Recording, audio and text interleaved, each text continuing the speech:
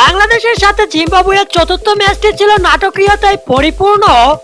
Bangladesh opening জুটিতে 11 ওভারে 100 run করলে পরবর্তীতে দেখা যায় ভিন্ন এক চিত্র। মাত্র 42 রান করতে পড়ে যায় সব কয়টি উইকেট। ওপেনিং জুটির পর তাওহিদ হৃদয় ছাড়া কেউ যেতে পারেনি 2 সংখ্যার স্কোরে। এক সময় দেখে মনে হচ্ছিল এটা চলছে যাওয়া আসার প্রতিযোগিতা, কে কার আগে আউট হয়ে মাঠের বাইরে যেতে পারে। সব থেকে নজর কাড়া ইনিংসটি খেলে ক্যাপ্টেন শান্ত। 7 বল খেলে মাত্র 2 রান করে বোল্ড হয়ে সাজঘরে ফিরেন শান্ত। বাংলাদেশের এমন খেলা নিয়ে সোশ্যাল মিডিয়ায় চলছে তুমুল সমালোচনা। জিম্বাবুয়ের সাথে চলতি সিরিজের 4 ম্যাচে ব্যর্থ ক্যাপ্টেন শান্ত। 4 ম্যাচ মিলে শান্তর টোটাল রান 45, যেখানে বল খেলেছে 50টি। শান্তের এমন পারফরম্যান্সে খেপেছে বোর্ড প্রেসিডেন্ট পাপন।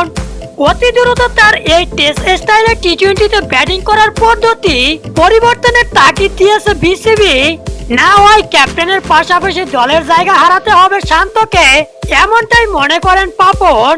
জিম্বাবুয়ের মতো দলের সাথে ক্যাপ্টেনের এমন পারফরম্যান্সের পর সেই ক্যাপ্টেন থেকে বিশ্বমঞ্চে কতটা ভালো ফলাফল পাবে বাংলাদেশ, এমন প্রশ্ন এখন ক্রিকেট ভক্তদের মাঝে। যেখানে অন্যান্য দলগুলো টি-20তে 250-300 রানের প্রতিযোগিতা করছে, সেখানে বাংলাদেশ রয়েছে সেই আদিম যুগের 140 থেকে 160-এর মধ্যে।